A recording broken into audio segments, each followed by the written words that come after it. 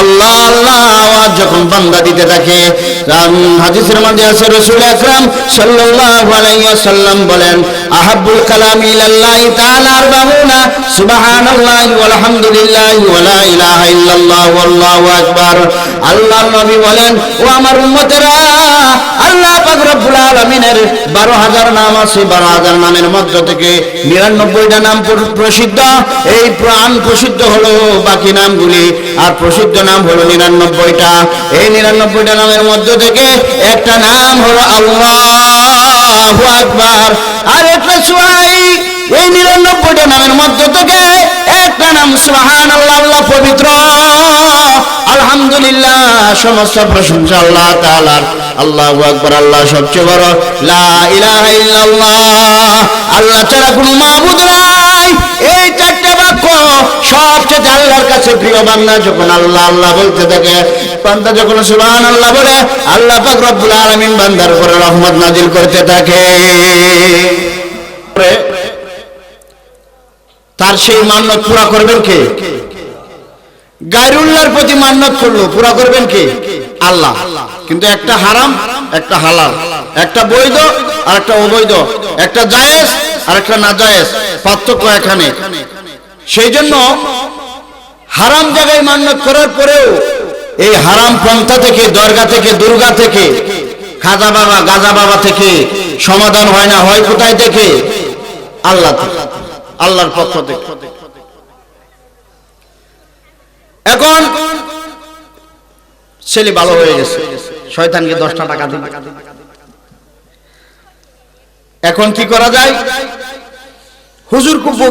হুজুরের বক্তব্য, এখন হুজুরকে বলতেছে, হুজুর আমি তো এই মান্যত করছি, এখন মান্যত কিভাবে আমি পুরা করবো? এখন তো আমি শয়তান খুঁজে পাচ্ছি না। তো হুজুর একটা পরামর্শ দিল,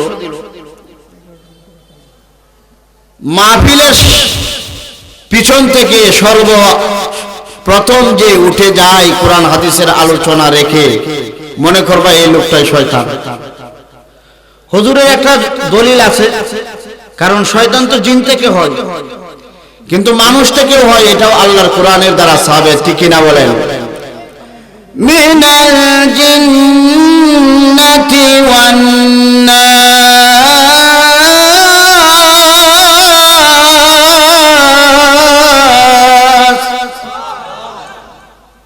আল্লাহ বলেন শয়তান দুই প্রকার, একটা হলো জিন থেকে আর একটা হলো মানুষ থেকে। মানুষের মধ্যেও শয়তান আছে, জিনের মধ্যেও শয়তান আছে, এই দুই প্রকারের শয়তান। এখন সর্বপ্রথম মাহফিলে যাওয়ার পরে প্রথম দিক দিয়ে বক্তার আগে চেয়ারম্যান সাহেব বলিষ্ঠ কণ্ঠে এলাকার কিছু গুণ কীর্তন গাওয়ার পরে বলছে,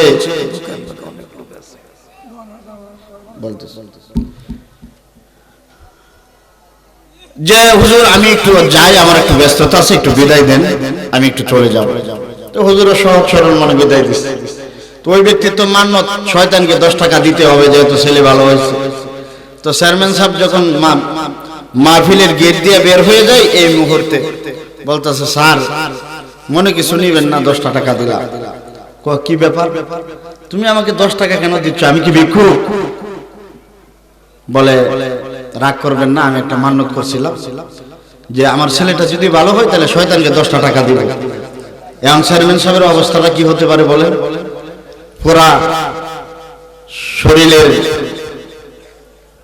রক্ত 100% কিনা বলেন? এরকম মস্কারি কি আমার সাথে মানায়? আমাকে তুমি বেইজ্জত করো না। আচ্ছা যাই হোক, তুমি যত মানত করছো তোমার মানত পুরা হোক, আমি বসতেছি মাহফিলে, আমি আজকে আর যাবো না। এখন কিছুক্ষণ পরে মেম্বারে বলতেছে, হুজুর আমার তো বউ 3 জন, কোনটা কোন অবস্থা আছে কি, মারামারি ঝগড়া লাগছে কিনা, একটু যাই গিয়ে দেখি অবস্থা কি। তো মেম্বার যখন গেট দিয়ে বের হয়ে যায়, মেম্বার সাহেব মানে যদি কিছু না করেন 10টা টাকা। কিসে? এটা বলা যাবে না। আমাকে কেন 10 টাকা দিবে? আমি তো ভিক্ষুক না। কেন হয়?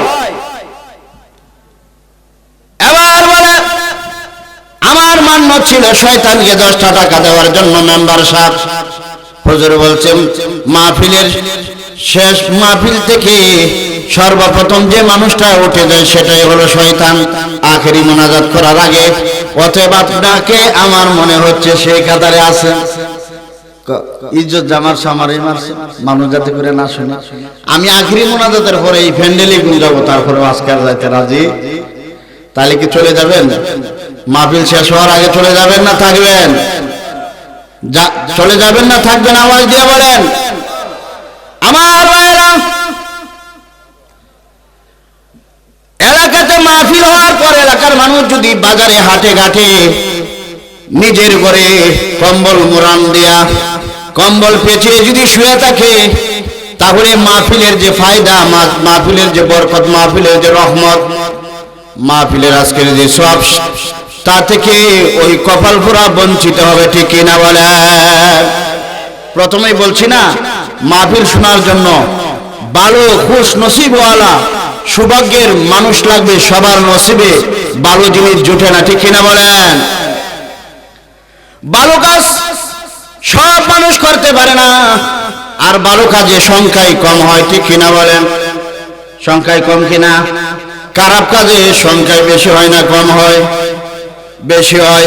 সেই জন্য জান্নাতীদের সংখ্যা হবে কম, জাহান্নামীদের সংখ্যায় হবে বেশি। কলকে দুনিয়া কলকে উকবা কলকে নার কলকে জান্নাত কলকে ইনসা আইনেগা। জান্নাত আল্লাহ বানিয়েছেন, জাহান্নাম আল্লাহ বানিয়েছেন। আল্লাহ পাক রব্বুল আলামিন আল্লাহর কালামে পাকে বলে আত্মা রক্ষা করার জন্য আল্লাহ তাআলা প্রত্যেকটা মানুষকে যোগ্যতা দিয়েছে। قد أفلح من زكاها।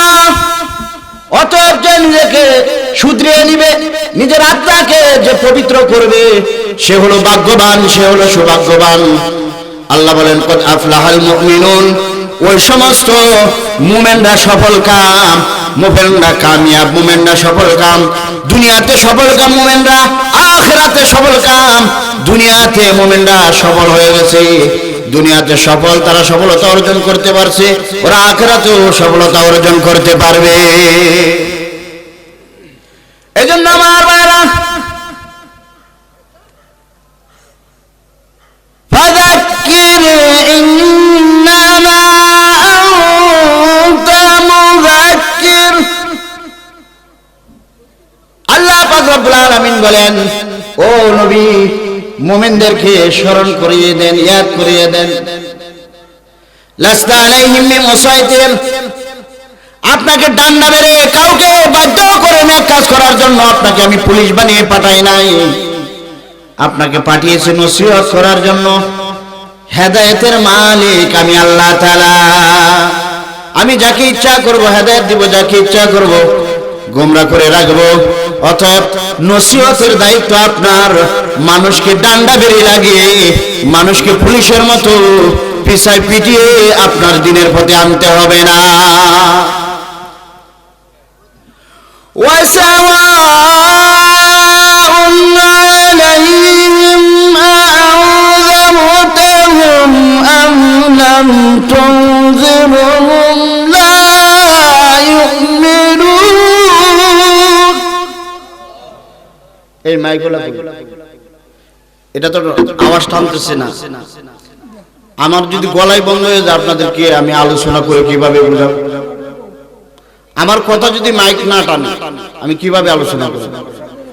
আমার সর্বোচ্চ প্রেসার দিয়া মাইকে যদি আওয়াজ তুলতে হয়, তাহলে তো একজন বক্তা কথা বলতে পারবে।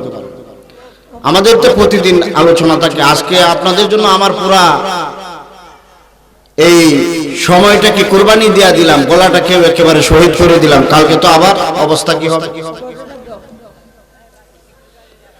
আল্লাহ রাব্বুল আলামিন বলেন, হে নবী, আপনি তাদেরকে যতই দিনের দিকে আহ্বান করুন, দাওয়াত দেন, তারা দিনের পথে আসবে না, তারা দিনকে কবুল করবে না। আমি তাদের কপালে ঈমান লিখি নাই। অতএব বন্ধুরা আমার, যারা মাদ্রাসার সাথে সম্পৃক্ত, যারা মাদ্রাসার সাথে মহব্বত আর ভালোবাসা, যারা আলেম ওলামাদের সাথে সম্পর্ক ভালোবাসা, যাদের উঠা বসা হয় আলেমদের সাথে, নাইবে নবীদের সাথে। আল্লামা সাইকুল হাদিস সাহেব এখানে উপস্থিত আছেন। এমন ব্যক্তিদের চেহারা দেখলেই মদিনার নবী সাল্লাল্লাহু আলাইহি ওয়াসাল্লাম বলেন, আলেম উলামা সাহাবাতে যখন তুমি বসে থাকবা, তোমার সগীরা গুলি জোরে জোরে পড়ে যাবে, তাদের সাথে মুসাফা করবা, জনাবে মুহাম্মদুর রাসূলুল্লাহর সাথে মুসাফা করা হবে। তাদের সাথে মুআলাকাত করে যখন করবা, সাক্ষাৎ করবা, মনে করবা তুমি রাসূলের সাথে সাক্ষাৎ করলা। এই জন্য আল্লামা রুমি রাহমাতুল্লাহি আলাইহি বলেন, এক জমানা সবতে বা আউলিয়া বেতরাদ সদ সালে তো আদ বেরিয়া अगर গাহি हम नशीली बाहुदा गुनशीनम दरुजूरे औलिया अगर गाही हम नशीली बाहुदा गुनशीनम दरुजूरे औलिया सबते सा ले तुरा सा ले कुनाद सबते ताले तुरा ताले कुनाद। আল্লাহর ওলিদের সামনে অল্প সময়, মুহূর্ত সময় বসে থাকা 100 বছরের বেরিয়া নফল ইবাদতের সব বান্দার আমলনামায় দেওয়া হয়। এটা এখানে আসলে যারা আসছে তারা পেয়েছে, যারা আসে নাই তারা পাবে না। যারা বাড়িতে বসে আছে, যারা মাঠে ঘাটে আছে, বাজারে আছে, তারা পাবে। আজকে কপাল পুড়ে গেছে, আজকে এত সুন্দর এই জান্নাতি পরিবেশ থাকা সত্ত্বেও যারা আসতে পারে নাই, বুঝতে হবে এদেরকে আল্লাহ পছন্দ করে নাই। পছন্দ করলে অবশ্যই আসতে পারতো, ঠিক কিনা বলে? একটা মানুষকে আল্লাহ 70 বার যদি তার দিকে নেক নজরে না তাকায়, এই মানুষটা না পারে মসজিদে যাইতে, না পারে ভালো কাজের সাথে সম্পর্ক রাখতে, না পারে এমন কুরআনী মাজলিসের বয়ানের, তাফসীরে মাহফিলের বয়ানে আসতে, ঠিক কিনা বলেন? যারা এলাকাবাসী আছেন, বাড়িতে মাঠে অবস্থান করতেছেন, আমি তাদের উদ্দেশ্যে বলবো, আপনারা বলেন মুরগি চিনেন? মুরগি, হ্যাঁ, মুরগি 20-22টা ডিম পাড়ার পরে পরে দেয় না, কুচে বসে বাচ্চা ফোটানোর জন্য। যেগুলি মুরগির তলার নিচে থাকে, ওমের নিচে থাকে, এগুলি বাচ্চা হয়, বাকিগুলি কি হয়? পচা হয়, কাঞ্জা হয়, ঠিক কিনা বলেন? যারা প্যান্ডেলের ভিতরে থাকবে তারাই বিশ্ব নবী সাল্লাল্লাহু আলাইহি ওয়াসাল্লাম বলেন যে 60 থেকে 70 বছরের বেরিয়া ইবাদতের সওয়াব মাহফিলে আসার জন্য তাদের আমলনামায় দেওয়া হয়। চিল্লায় বলেন সুবহানাল্লাহ। তাহলে এই সওয়াব আমরা পেয়েছি কিনা বলেন? আমার ভাইরা, আজকের মাহফিল একমাত্র আল্লাহর সন্তুষ্টির জন্য, কাউকে দেখার জন্য নয়, আল্লাহর সন্তুষ্টির জন্য, আল্লাহকে খুশি করার জন্য। আমলের নিয়তে যে সমস্ত মানুষরা শুনবে, ওই সমস্ত মানুষদেরকে আল্লাহ তাআলা 60 থেকে 70 বছরের বেরিয়া ইবাদতের সওয়াব তাদের আমলনামায় দেওয়া হবে। তাহলে আমাদের বক্তা এবং শ্রোতা সকলকে আমলের নিয়তে ওয়াজ শোনার করার তৌফিক দান করুন। সকলে বলে আমিন। শুনবেন না চলে যাবেন, এই ওঠা বসা করবেন না, ওঠা বসা করলে ওয়াজ বন্ধ হয়ে যায়। যতক্ষণ আপনারা বসে থাকবেন ততক্ষণ আলোচনা করব, ওঠা বসা করবেন, ছেড়ে চলে যাবেন। আল্লাহ, তাহলে আমাদের আজকের এই দিনটা হতে পারে জীবনের শেষ প্রান্ত, শেষ দিন, জীবনের শেষ মাহফিল। জীবনে আর কোনদিন আমরা, আমার জীবনে, আমার ভাগ্যে মাহফিল আসতেও পারে, নাও আসতে পারে, জীবনের শেষ রাষ্ট্র হতে পারে, ঠিক কিনা বলেন? কারণ মরণ যখন মানুষের চলে আসবে, কারোর সাথে মেসেজ দিয়া, চিঠির মাধ্যমে, পত্র দিয়া জানানো হয়, আপনাদের এলাকায় জানানো হয়। কখন আসবে, কয়টার সময় আসবে জানানো হয় না, কখন কোন সময় কিভাবে আসবে কাউকে জানানো হয় না। আল্লাহর পক্ষ থেকে যখন নাকি আজরাইল পাঠিয়ে দেওয়া হবে, আপনি যে অবস্থা আছেন, ঘুমন্ত অবস্থা, দাঁড়ানো অবস্থা, বসা অবস্থা, অথবা যে অবস্থায় থাকেন না কেন, ওই অবস্থাতে আজরাইল জান কবজ করে নিয়ে যাবে।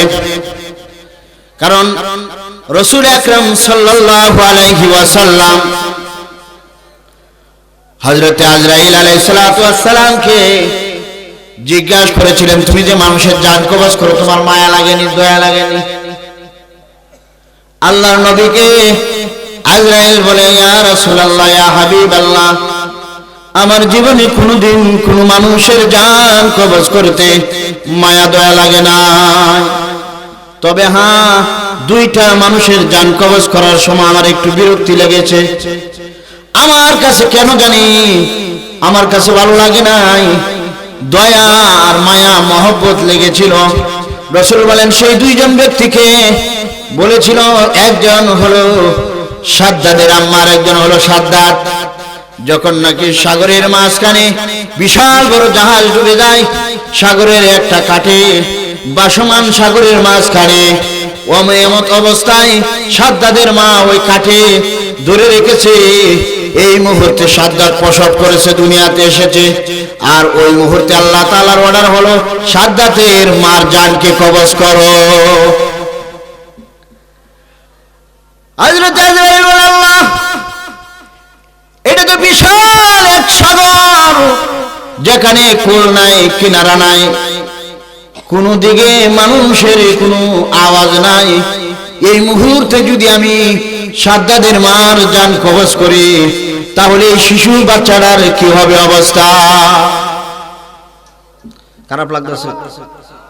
বলবো? আমার ভাইরা,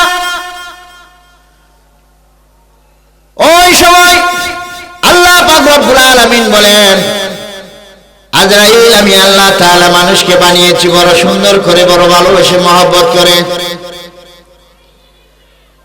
লাকাদ খালাকনাল ইনসানা ফি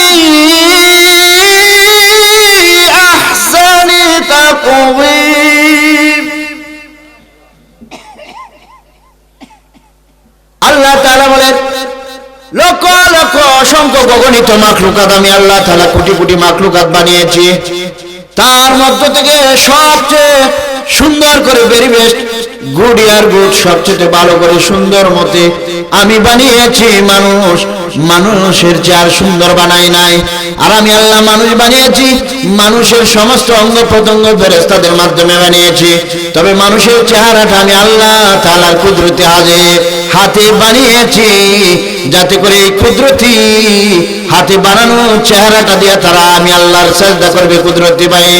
এই জবান দিয়ে আমি আল্লাহর তাসবিহ তাহলিল পাঠ করবে, এই জবান দিয়া আমি আল্লাহ তাআলার কালামে পাকের জিকির করবে, এই জবান দিয়ে বান্দা কোরআন তেলাওয়াত করবে। সেই জন্য আমি আল্লাহ তাআলা নিজের হাতে বান্দার চেহারা বানিয়ে দিলাম। আর আমি আল্লাহ তাআলা বাবা, একজন বান্দার মা বাবা যতটুকু ভালোবাসে একটা সন্তানকে, তার চেয়ে 70,000 গুণ বেশি ভালোবাসি আমি আল্লাহ। আল্লাহু আকবার বলবেন না? আর একটু জোরে বলেন। হয় নাই আওয়াজ, আর একটু জোরে বলতে হবে। আমি আল্লাহু আকবারের আওয়াজ, আল্লাহু আকবারের ধ্বনি আল্লাহর কাছে এত ভালো লাগে। আল্লাহ পাক রব্বুল আলামিন বান্দা যখন আল্লাহ আল্লাহ বলে ডাকতে থাকে, আল্লাহ বলে, লাব্বাইক ইয়া আবদি, হে বান্দা, তুমি আমাকে কেন ডাকতেছো? আমি হাজির হয়ে গেছি। বাম ছোট শিশু বাচ্চা মাত্র 7 থেকে 8 মাস অথবা 1 বছরের বয়স যখন হয়, বাচ্চারা যখন নাকি মা বলে ডাক দেয়, মার কলিজাটা জুড়িয়ে যায়। বাচ্চা যখন বাবা বলে ডাক দেয়, বাবার কলিজাটা ভরে যায়। পৃথিবীতে এত আনন্দ পায় না আর কোনো জায়গায়। ছেলে অথবা মেয়ে যখন বাবাকে মাকে ডাকে, বান্দা যখন আল্লাহকে ডাকে, আল্লাহ তাআলা এত খুশি হয় বান্দার প্রতি। আল্লাহ পাক রব্বুল আলামিন বান্দার প্রতি খুশি হইয়া আল্লাহ আল্লাহ আওয়াজ যখন বান্দা দিতে থাকে, হাদিসের মধ্যে আছে রাসূল আকরাম সাল্লাল্লাহু আলাইহি ওয়াসাল্লাম বলেন, আহাব্বুল কালামি ইলাল্লাহি তাআলা আরবাউনা সুবহানাল্লাহি ওয়ালহামদুলিল্লাহি ওয়া লা ইলাহা ইল্লাল্লাহু আল্লাহু আকবার। আল্লাহর নবী বলেন, ও আমার উম্মতেরা, আল্লাহ পাক রব্বুল আলামিনের 12,000 নাম আছে। 12,000 নামের মধ্য থেকে 99টা নাম প্রসিদ্ধ। এই প্রাণ প্রসিদ্ধ হলো বাকি নামগুলি, আর প্রসিদ্ধ নাম হলো 99টা। এই 99টা নামের মধ্য থেকে একটা নাম হলো আল্লাহ। আল্লাহু আকবার। আর একটা সুরাই এই 99টা নামের মধ্যে থেকে একটা নাম সুবহানাল্লাহ, আল্লাহ পবিত্র, আলহামদুলিল্লাহ, সমস্ত প্রশংসা আল্লাহ তাআলার। আল্লাহু আকবার, আল্লাহ সবচেয়ে বড়। লা ইলাহা ইল্লাল্লাহ, আল্লাহ ছাড়া কোনো মাবুদ নাই। এই চারটি বাক্য সবচেয়ে আল্লাহর কাছে প্রিয়। বান্দা যখন আল্লাহ আল্লাহ বলতে থাকে, বান্দা যখন সুবহানাল্লাহ বলে, আল্লাহ পাক রব্বুল আলামিন বান্দার উপরে রহমত নাজিল করতে থাকে।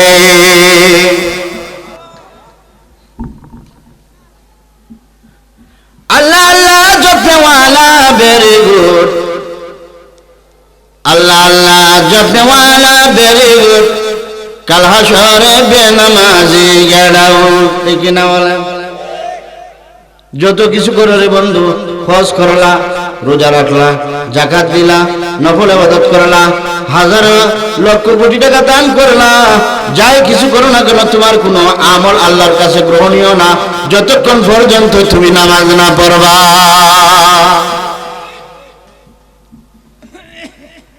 যাই হোক, আল্লাহর কাছে সবচেয়ে বেশি মহব্বত আর ভালোবাসা 70,000 মারছে 70,000 গুণ ভালোবাসার মহব্বত বান্দার জন্য কার?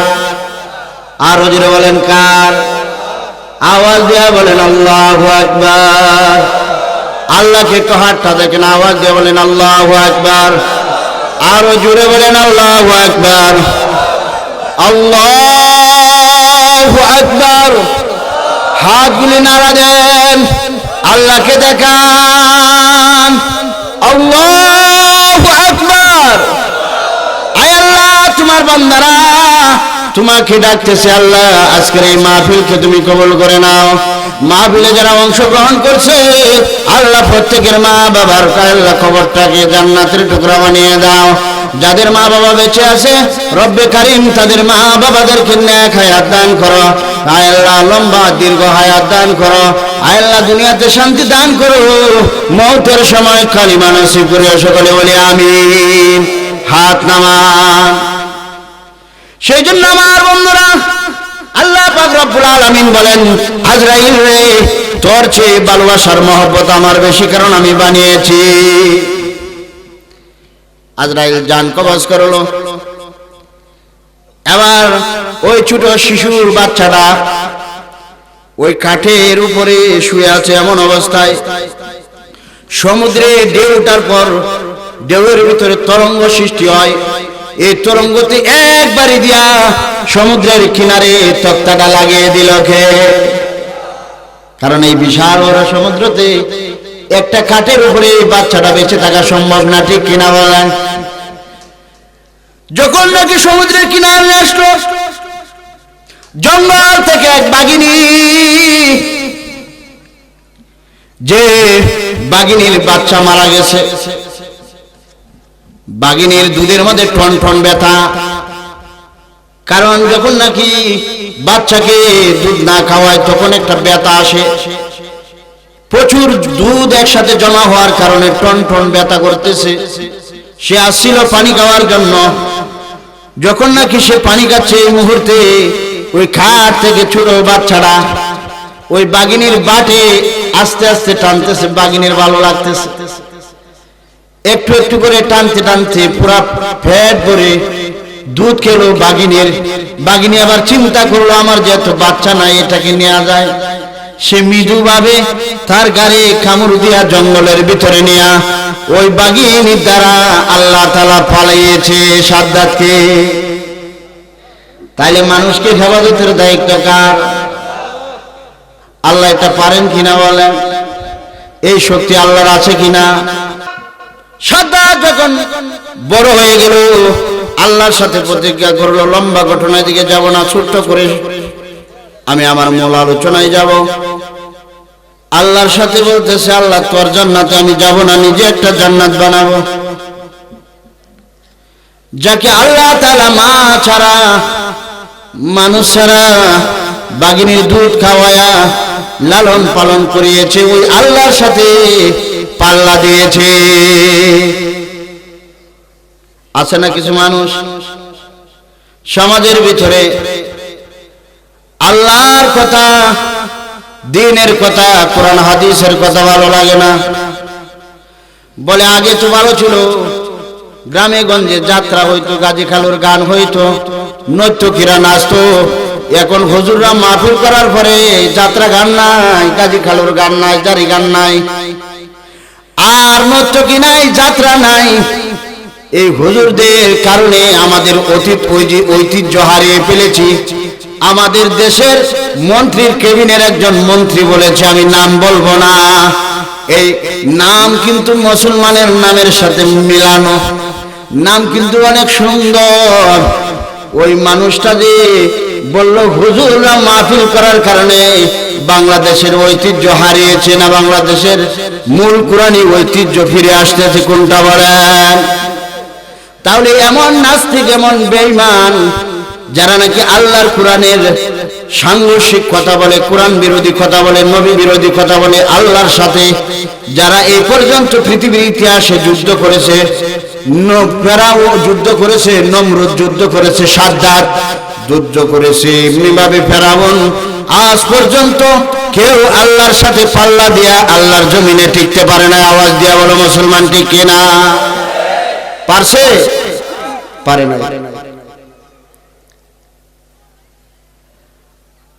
পারে নাই। আল্লাহ পাক রব্বুল আলামিন যারা নাকি আল্লাহর সাথে বেয়াদবি করে, আল্লাহ তাদেরকে ছাড় দেন, ছেড়ে দেন না, ঠিক কিনা বলেন? যারা আল্লাহর সাথে পাল্লা দেয়, আল্লাহ তাআলা তাদেরকে ছাড় দেন, ছেড়ে দেন না। আল্লাহ পাক রব্বুল আলামিনকে নমরুদে মারার জন্য আল্লাহর কাছে গেছে, আল্লাহরে মারার জন্য তীর নিয়া, অনেক উঁচা উঠেছে, লম্বা ঘটনা। আল্লাহ তাআলা ফেরেশতাকে বলল তার তীরের মাথায় একটু রক্ত ভরায় দাও, একটু ব্লাড লাগিয়ে দাও, সে যাতে করে বুঝতে পারে সে মেরে ফেলেছে। আয়েশা হযরত ইব্রাহিম আলাইহিস সালামকে বলতেছে, ও ইব্রাহিম, তোমার খোদাকে মেরে আসছি। নাউজুবিল্লাহ বলবেন। আল্লাহ পাক রব্বুল আলামিন ছাড় দিলেন। ছাড় দেওয়ার পরে ইন্না বিআযাবি লাশাদীদ, আল্লাহর ধরা শক্ত ধরা, ঠিক কি না বলেন? আল্লাহর ধরা শক্ত ধরা, শক্ত আযাব। আল্লাহ ছাড় দেয়, ছেড়ে দেয় না। হযরত ইব্রাহিম আলাইহিস সালামের কাছে আল্লাহ পাক রব্বুল আলামিন বললেন, ইব্রাহিম তুমি নমরুদকে দ্বীনের দাওয়াত দাও, দাওয়াত যদি না মানে তাহলে তার সাথে যুদ্ধের ঘোষণা করো। এবার হযরত ইব্রাহিম আলাইহিস সালাম নমরুদের সাথে যুদ্ধের যখন ঘোষণা করবে, ইব্রাহিম আলাইহিস সালাম তো সংখ্যায় কম, নমরুদ তো বিশাল বাহিনী নিয়ে যখন ইব্রাহিম আলাইহিস সালামের সাথে যুদ্ধের জন্য প্রতিদ্বন্দ্বী হিসেবে সামনে এসে দাঁড়াইল, আল্লাহ পাক রব্বুল আলামিন ছোট মাসি দিয়া আল্লাহ তাআলা নমরুদকে খালাস করে দিলেন, ঠিক কিনা বলেন?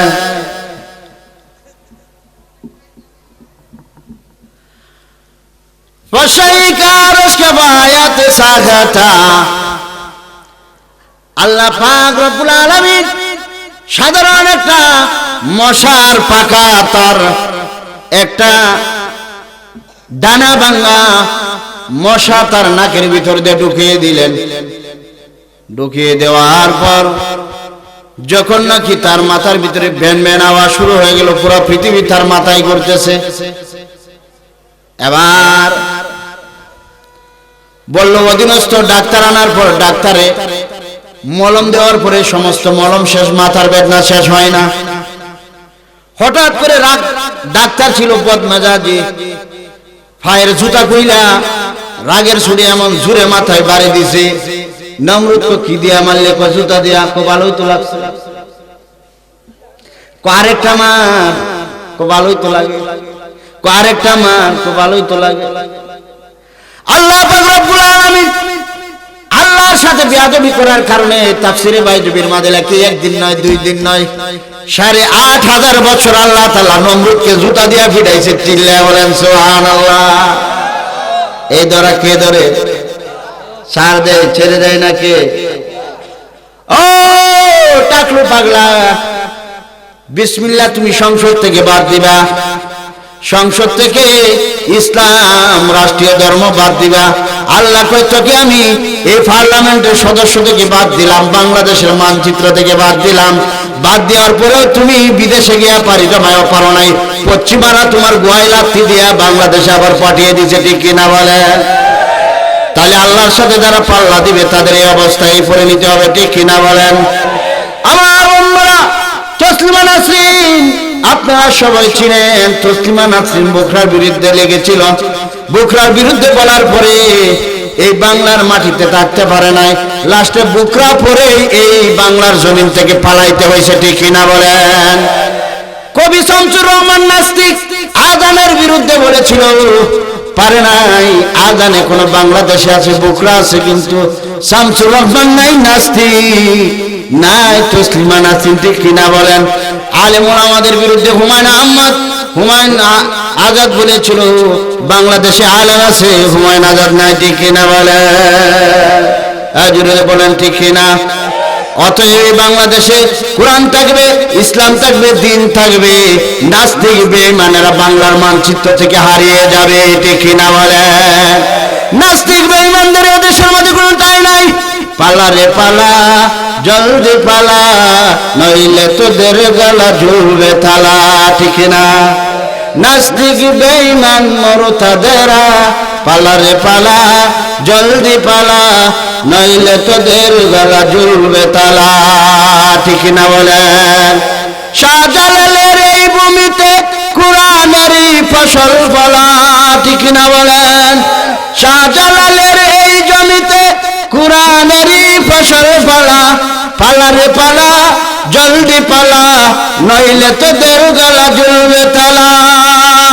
নাস্তিক বেঈমান মুরতাদেরা, পালা রে পালা, জলদি পালা, নইলে তোদের গলা ঝুলবে থালা। আসে যারা বাগবাসাতে, ওলিদের এই পবিত্র মাটিতে, আসে যারা বাগবাসাইতে, রুশ ভারতের দালালেরা পরা ওদের জুতার মালা। বলেন পালা রে পালা, জলদি পালা, নইলে তোদের গলা ঝুলবে থালা। বলেন পালা রে পালা, জলদি পালা, নইলে তোদের গলা ঝুলবে থালা, ঠিক না বলেন? আমার ভাইরা, সাদ্দাত বলে আল্লাহ তোমার জান্নাতে আমি যাব না। মনে আছে কোথায় রেখে আসছিলাম? সাদ্দাত বলে আল্লাহ তোমার জান্নাতে আমি যাব না। সাদ্দাত নিজে জান্নাত বানাইলো, বিশাল বড় জান্নাত, 50,000 শ্রমিক দিয়া, 50,000 শ্রমিক দিয়া এই জান্নাত বানানোর জন্য দিনে এবং রাত্রে 1 বছর 2 বছর না। তাফসীরের কিতাবে লেখে প্রায় 2 যুগেরও উপরে সময় দিয়া 50,000 শ্রমিক দিয়া বিশাল বড় জান্নাত বানাইলো। জান্নাত বানানোর পরে যখন নাকি সেই হাওয়ার উপরে ভাসমান জান্নাত বানায়া ঘোড়ার উপরে সওয়ার হয়ে যখন জান্নাত উদ্বোধন করবে তার নিজের হাতের বানানো জান্নাতে, এই মুহূর্তে আজরাইল আসিয়া ভিতর থেকে টক টক আওয়াজ দিয়া দরজা দিয়া বের হয়। সাদ্দাত বলে কে রে? সাহস ভালো, দুঃসাহস ভালো না, কার এত বড় বুকের পাটা? আমার বানানো জান্নাতে আমি ঢোকার আগে কে ঢুকলো? আজরাইল বলে সাদ্দাত বড় মায়া লাগে, তোর মাকে যখন জান কবজ করেছিলাম তখন আমার মায়া লেগেছিল। ও সাদ্দাত, আল্লাহর সাথে পাল্লা চলে না রে। অতীতে ফেরাউন, নমরুদ, হামান, কারুন কেউ পারে নাই, তুইও পারবি না। আল্লাহর অর্ডার হলো তুই গুড়া থেকে নামায়া পা নিচে রাখার আগে গুড়ায় আরোহণ অবস্থায় তোর জান কবজ করতে হবে। সাদ্দাত বলে আজরাইল 1 থেকে 2 সেকেন্ড সময় দাও, একবারের জন্য আমি আমার জান্নাতটা দেখি। আজরাইল বলে আমারও মায়া লাগে, কিন্তু ওই মালিকের তো অর্ডার নাই তোমাকে দেখানোর জন্য। আমার বাবা এই সুন্দর বাগান বানায়া, গাড়ি বাড়ি সুন্দর নারী সবকিছু বানায়া তারপরে চলে যাইতে হবে, ভোগ করতে পারবেন না, ঠিক কিনা বলেন? সুন্দর পৃথিবী একদিন ছেড়ে যেতে হবে, ঠিক কিনা? পাকা গোটা দলান বাড়ি থাকবে না তোর সুন্দর নারী, সুন্দর পৃথিবী একদিন ছেড়ে যেতে হবে রে মন, ছেড়ে যেতে হবে। আজরাইল বড় সাবধান, আল্লাহ তো আমাকে অনুমতি দেয় নাই, তবে আমারও ব্যথা লাগতেছে, আমার বড় মায়া লাগতেছে। অনেক পরিশ্রম করে শেষ মুহূর্তে তোমার জান্নাত তুমি দেখে যাইতে পারো নাই। সেই জন্য আমার বন্ধুরা, যখন আজরাইল আসবে, এই পৃথিবীর কেউ থাকতে পারে নাই, আমাদের বাপ দাদারা থাকতে পারে নাই, পূর্বপুরুষরা থাকতে পারে নাই। এই পৃথিবীর একজন নয়, দুইজন নয়, পুরা পৃথিবীর বাদশা ছিল চারজন। কয়জন? আরো যারা বলেন কয়জন? ও মিয়া, বাংলাদেশটা একটা ছোট্ট বিন্দুর মতো পৃথিবীর মানচিত্রে। এই পুরা পৃথিবীর বাদশা ছিল কয়জন? বলবো বলবো না? রাগ করতেছেন? শেষ করে দিব? তাহলে একটু আওয়াজ দেন। আপনারা যদি হুহা না করেন তাহলে তো আমার আওয়াজ বাইরে হয়, তাহলে আইকা থাকে। এক মাইকে ডিস্টার্ব, আরেক করেন আপনারা ডিস্টার্ব। মাঝে মাঝে যদি সুবহানাল্লাহ আলহামদুলিল্লাহ করেন, এরপর করতে সুবহানাকা লা ইলমা লানা ইল্লা মা আল্লামতানা ইন্নাকা আনতাল আলিমুল হাকিম। আল্লাহ তাআলা আল্লাহর ইলম থেকে কিছু বের করে দিবেন আপনাদের দোয়ার বরকতে, সেই জন্য চিল্লায় বলেন সুবহানাল্লাহ। আমার আল্লাহ পাক রব্বুল আলামিন পুরা পৃথিবীর বাদশা বানাইলেন কয়জন? আরো জোরে বলেন কয়জন? আরো জোরে বলেন কয়জন? পুরা পৃথিবীর চারজন আল্লাহ তাআলা বাদশা বানিয়ে দিলেন। এই চারজন বাদশার মধ্যে থেকে দুইজন হলো ইসলামিক বাদশা, আর দুইজন হলো কাফের। দুইজন হলো নবী, দুইজন হলো কাফের। এই নবী আর দুইজন নবী আর দুইজন কাফের, এই দুইজন বাচ্চা, এই চারজন সর্বমোট বাচ্চা পুরা পৃথিবীতে আল্লাহ তাআলা বানিয়েছিলেন। চারজন বাদশার মধ্যে থেকে, মুসলমানদের মধ্যে থেকে দুইজন বাচ্চা। একজন বাচ্চার নাম জুলকারনাইন, ইস্কান্দার, সেকান্দার, আলেকজান্ডার। নাম কয়টা বললাম? চারটা। ইস্কান্দার, সেকান্দার, আলেকজান্ডার।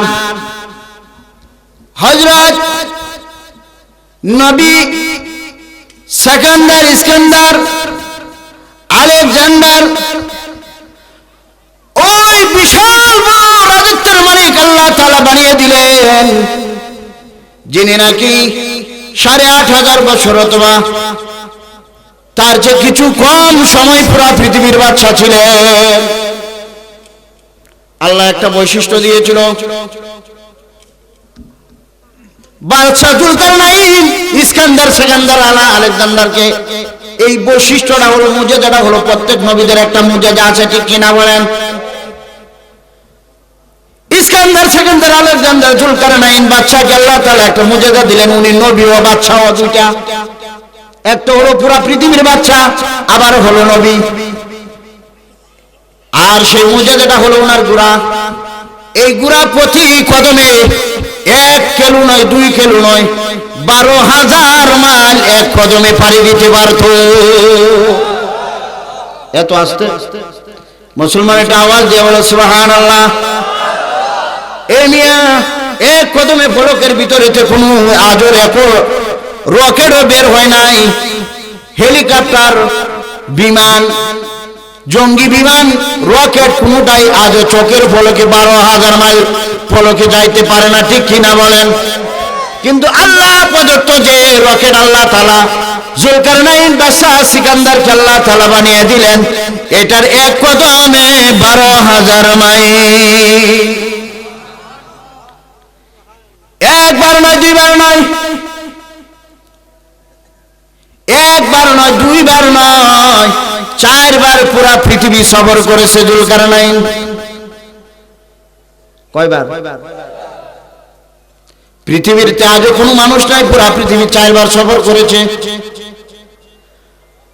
হযরত নবী আনা যুলকারনাইন বাদশা সিকান্দার পুরা পৃথিবী 4 বার সফর করার পরে মওতের সময় উজিরকে অধীনস্থ ডাক্তারকে ডেকে এনে বলল, আমি যখন দুনিয়া থেকে চলে যাব উজির আমারই মরার সময় কাফনের বাহিরে রাইখো দুইটি হাত।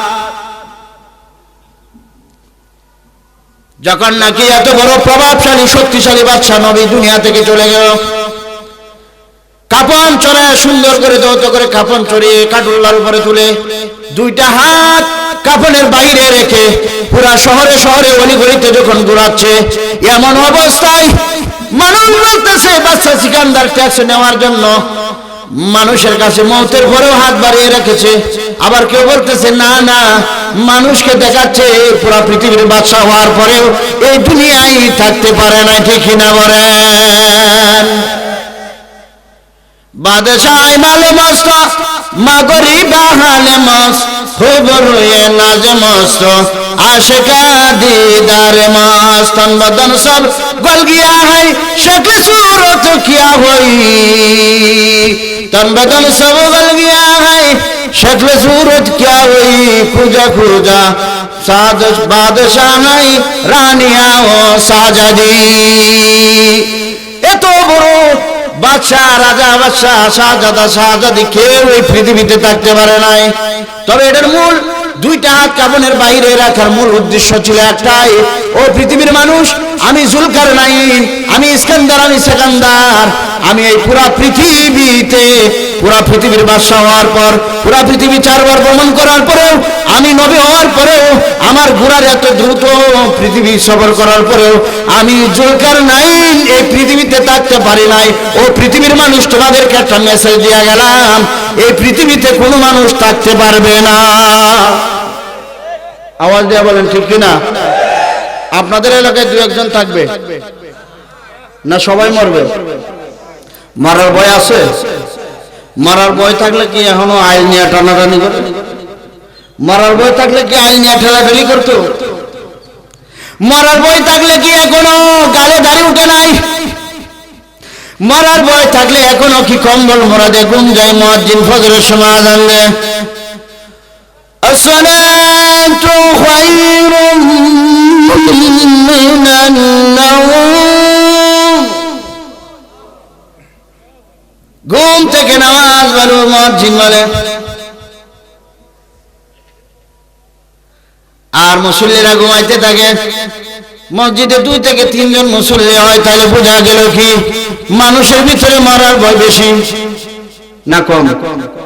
আওয়াজ দিয়ে বলেন কম না বেশি?